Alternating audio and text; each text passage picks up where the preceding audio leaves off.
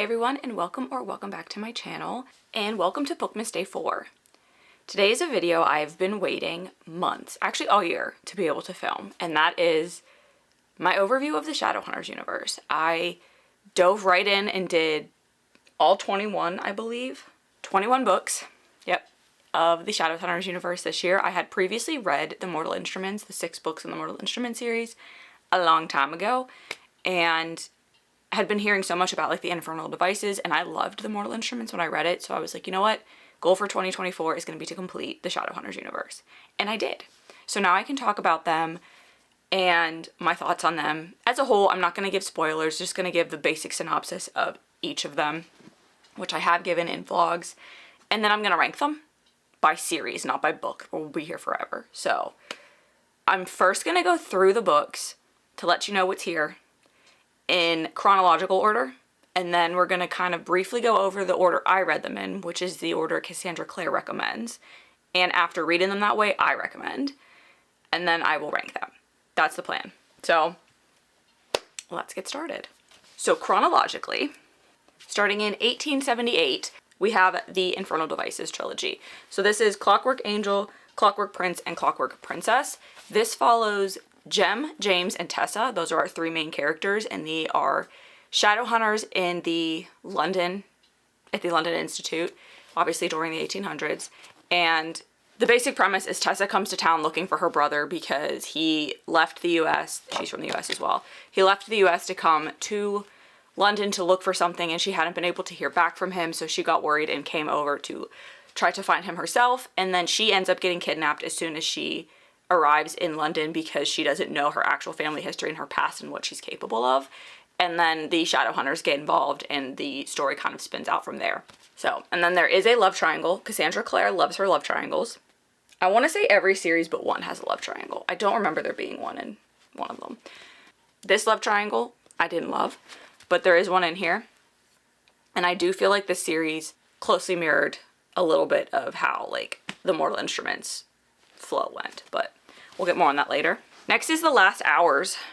So these start in 1903, and these are the children of the characters from the Infernal Devices.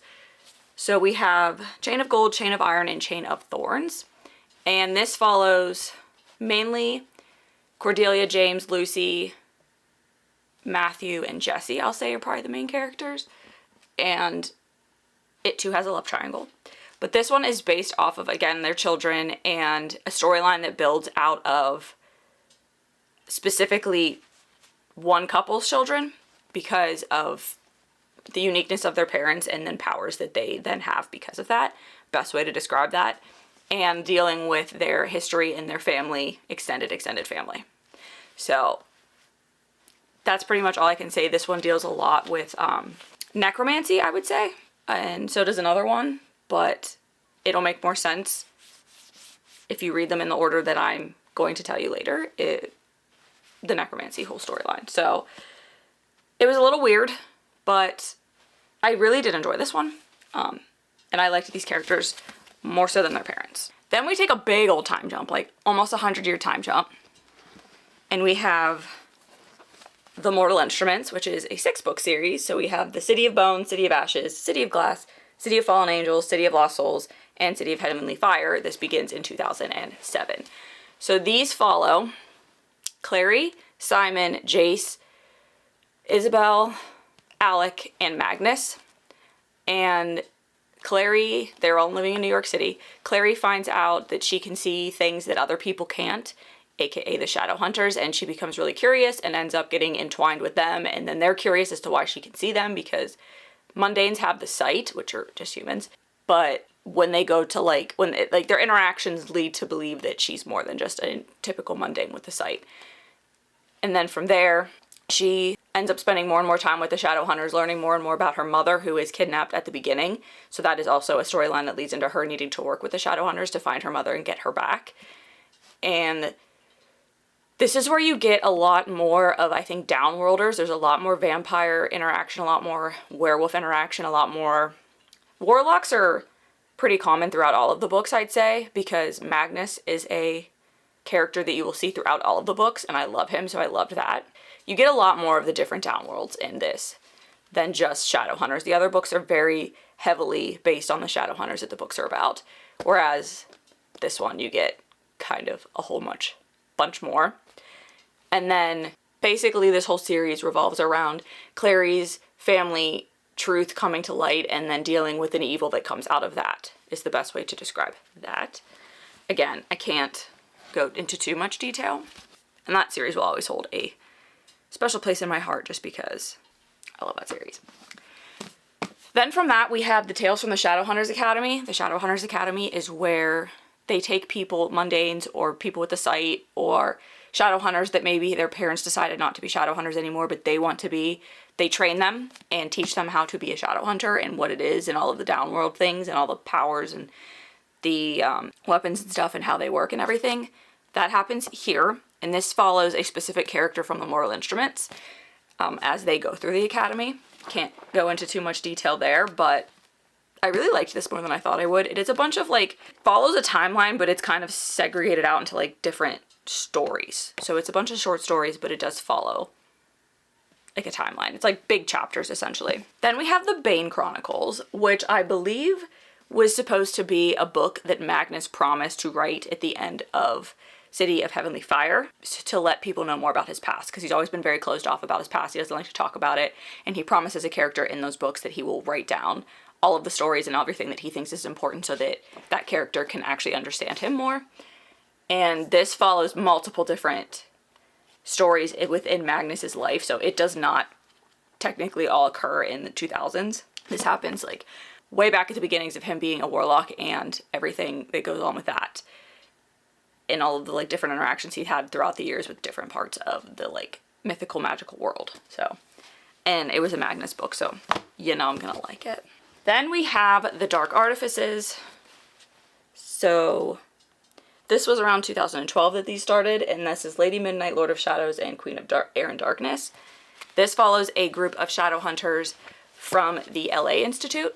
The two main characters, I'd say the two main characters as follows are Julian and Emma. And you do meet them in the final book.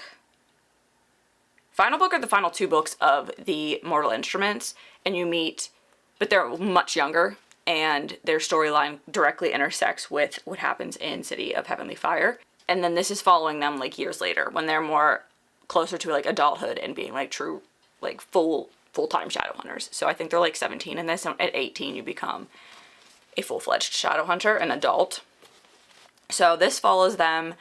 And this storyline correlates a lot with the Last Hours storyline, which again will make sense if you read the books in the order that I will tell you later. And I don't remember there being a love triangle in here, but I really liked the love story that was in this. All of these books have some type of a love story in them, which also is nice.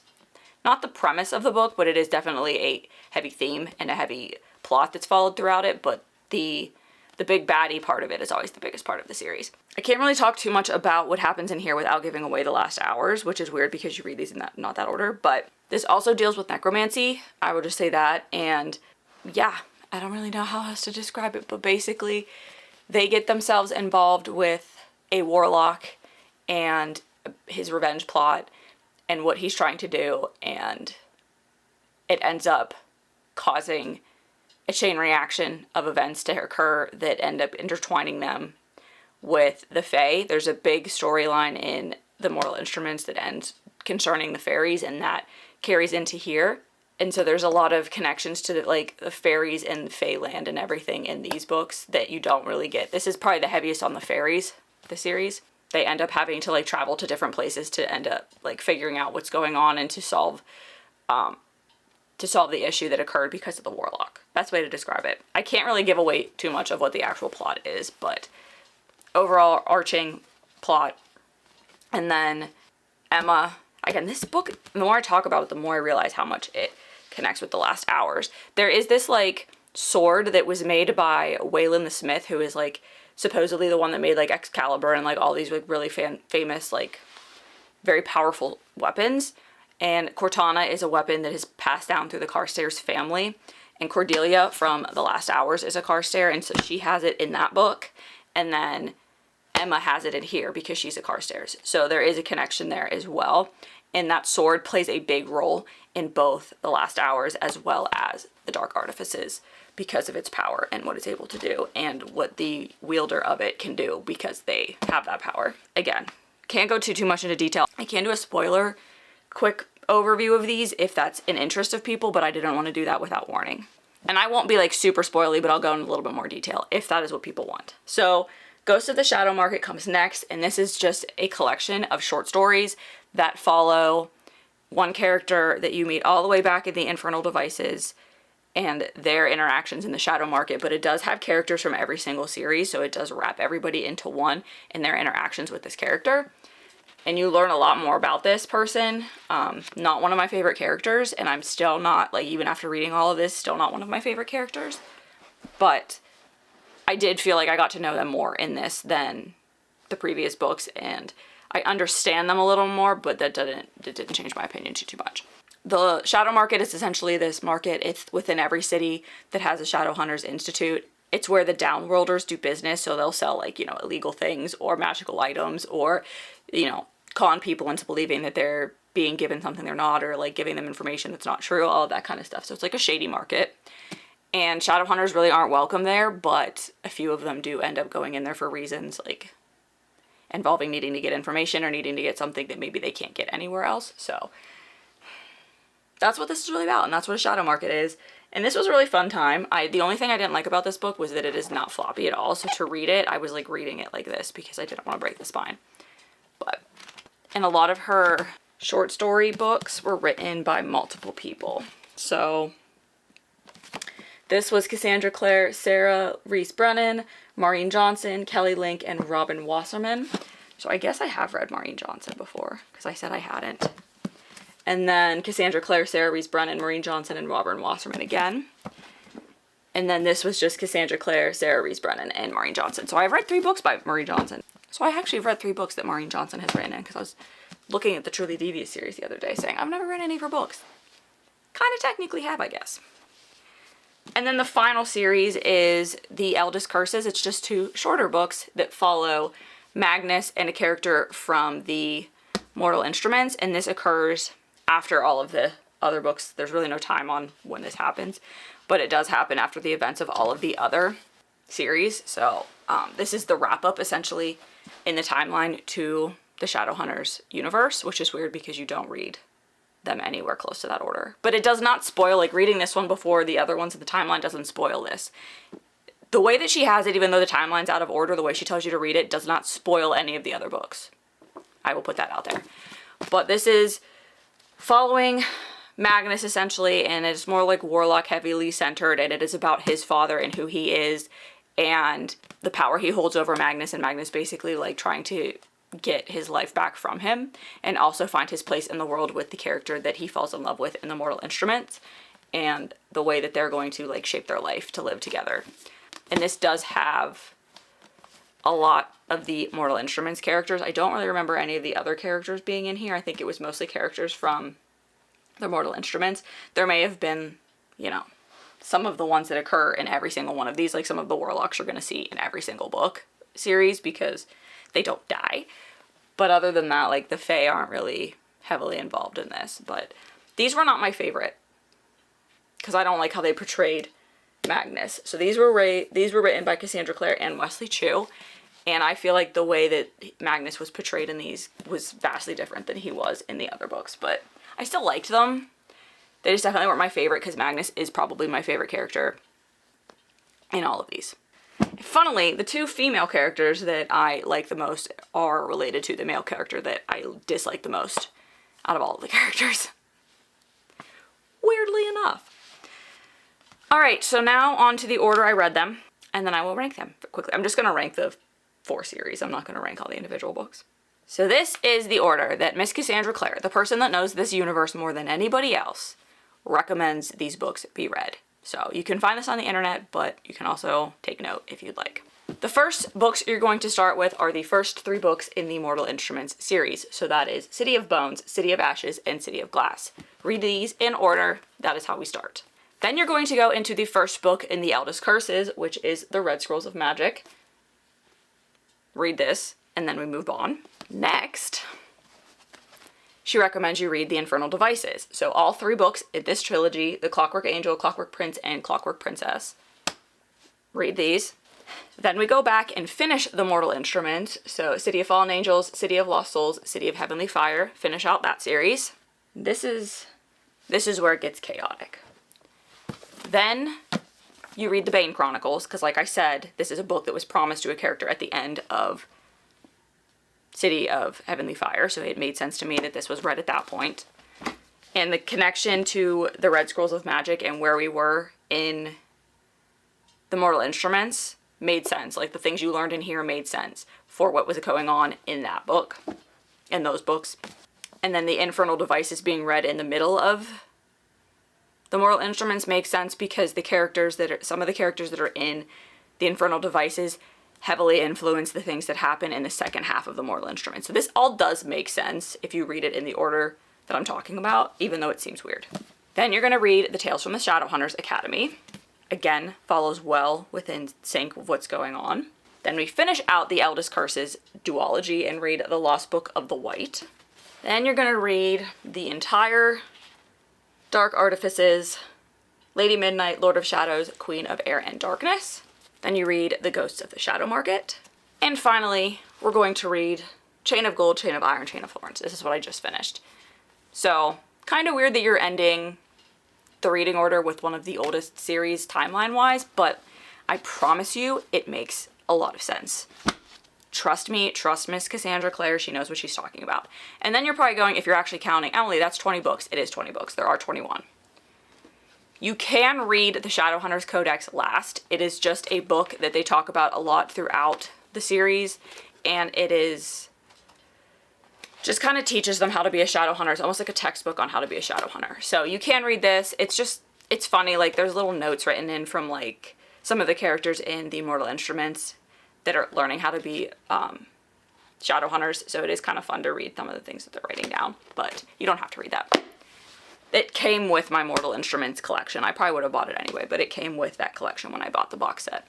Overall, Shadowhunters, they are demon fighters.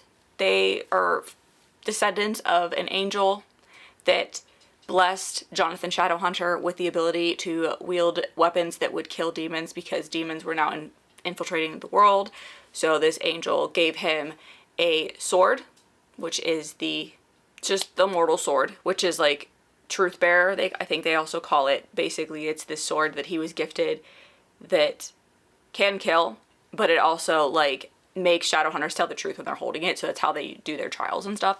And then the Mortal Cup, which is how they created the first Shadowhunters.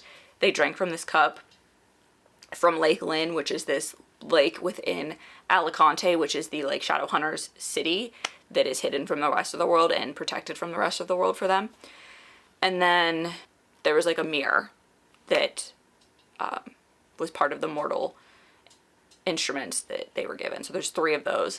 So that was gifted to him. He created the first Shadowhunters with the Mortal Cup, and then obviously if children are born from Shadowhunters, they become Shadowhunters themselves. But they still have the ability to make Shadowhunters with the Mortal Cup. There is more to that, but I can't go into that without ruining some of the other books. So that's essentially what they are. They have the Enclave or the Clave, which is like the ruling body of the Shadowhunters. There's an Inquisitor and there is a Consul. And those are like the 2 highest ranking positions you can hold in the Shadowhunters world. And that obviously changes throughout each of the books. And their influence is heavily seen in each of the books. Like who hold that position is influencing what's happening in each of these storylines very much. I think that's kind of it. And then there's like the Downworlders. So you've got werewolves, fairies, vampires, warlocks. You've got your demons. There are angels. They don't make too much of an appearance. They're talked about a lot, but they're more so like a being than they are seen. I think that's kind of all of the ones. There's like little other downworld species, but they're not discussed too much. And it is just a really fun magical universe. I loved it. I adore every single one of these series, some more than others, which we'll get into in a minute. But the characters, she writes the best characters. They're lovable and for the most part. And the found family aspects of each of these, because these shadowhunters are being thrust into these situations where they have to trust the people that they're with and trust, like they have to build alliances with maybe the downworld that they don't typically trust and everything. So there obviously is animosity between them and some of these other bodies of creatures, people, that is obviously present as well throughout their relationships with these different downworld groups, changes throughout all of these books. So there is a lot of politics, but it doesn't feel like that. It definitely feels like a YA series. It is easy to understand, easy to digest, easy to build the world. At least in my mind, it was very easy. So compared to like Swordcatcher, which is her adult series, you do need a little bit more attention being paid during that book because it is a more complex world. But the premise of all of the Shadowhunters baselines for these series is the same, but the stories, while connected, are different. And I loved that. She did manage to write, for the most part, very unique stories for each of these groups of Shadowhunters, and I definitely can see myself going back and reading some of these books again, rereading these because I loved them so much. And I feel like I was really just like trying to get through them, not to rush through them to finish them by the end of the year, but just because I wanted to know what was going to happen. And I'd love to go back and read them and see if there were like little things that I missed that maybe do foretell what's going to happen in the future now that I know the whole story, which does happen because of the order you read them in. Like, you learn stuff in the Dark Artifices that make a lot more sense in the Last Hours if you read them in that way. The Dark Artifices and then the Last Hours, things make sense. That probably would have ruined, like, reading the Last Hours may have actually ruined the Dark Artifices had I read that first. So again, I recommend the reading order that she gives you, not the reading order of chronological. You can do it that way, I just think that there may be things that get ruined. So, rating them. We're gonna start with my least favorite, which shouldn't be a surprise to anybody that's been here throughout this journey.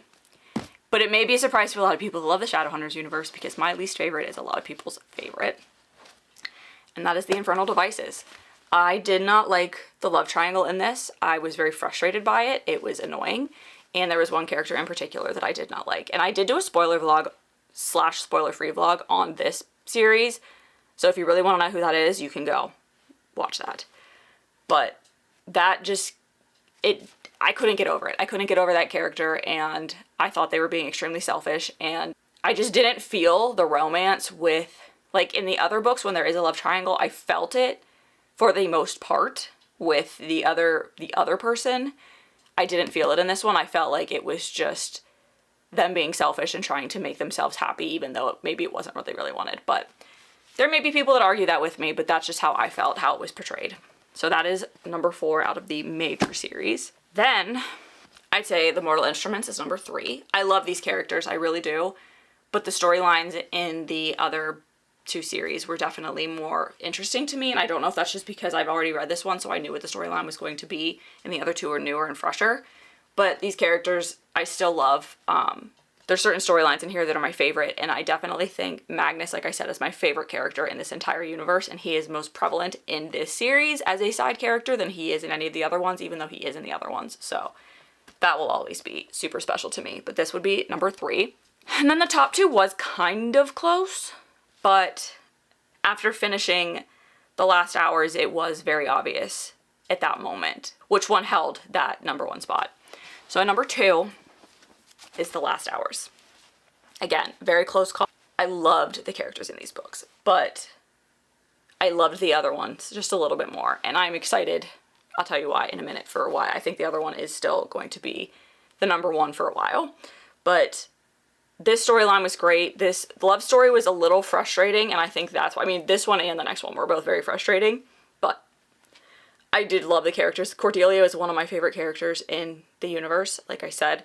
There are 2 female characters that were my favorite, and Cordelia is one of them. So I loved seeing her grow and seeing her become stronger and seeing her become a warrior in these books. That was a lot of fun.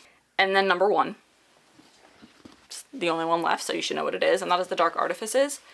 And Emma, again, was one of my favorite characters. I loved her, and she was, again, a strong female lead, and grew so much within these books, and so much from when you see her in City of Heavenly Fire to how she is at the end of these. And the love story in this one was my favorite. I don't really believe there was a love triangle. I can't think, there was a little bit of one, but it was so fake and it wasn't really real. It was part of the story. You'd have to read the books to understand what I mean. But the found family in this, because of what happens to them in City of Heavenly Fire, nothing will beat that. And I think that is why this is my favorite. So this storyline also leads into this storyline, and then the final story in this lead what I believe will be into the final trilogy that will be starting to be released, I believe, in 2026. Don't quote me on that. I can't remember exactly. But she did announce a third series, and I cannot remember the names of the books right now. It's like the last... I know one of them is The Last Shadowhunter, and I think they're all the last something, all 3 books. It's going to follow characters from the Dark Artifices. Not the main characters from that, but I believe side characters from the Dark Artifices will be the main characters in this new series. So I'm very excited for that, and based on how this book ended and what I believe the next trilogy is about, very, very excited. So that could take the cake. I don't know. We'll find out in like 5 years when we have all 3 books, because that's probably how long it's going to take. But all right. Now that I've yapped for like 30 minutes about this series, let me know in the comments below if you have any questions that I didn't answer. If you want to see a spoiler talk about these, I might have to split them up, just because they would be really long if I did it all together. Let me know. And let me know if you've read any of these, what your favorites are. Again, you can disagree with me. I don't care. Don't come for me. That is my opinion. I'm allowed to have my opinion, and you're allowed to have yours. But let me know if you've read these, which ones are your favorite. Maybe what character's your favorite as well. See if it's the same as mine. I thank you all so much for watching if you've made it this far, and can't wait to see you all for Bookmas Day 5.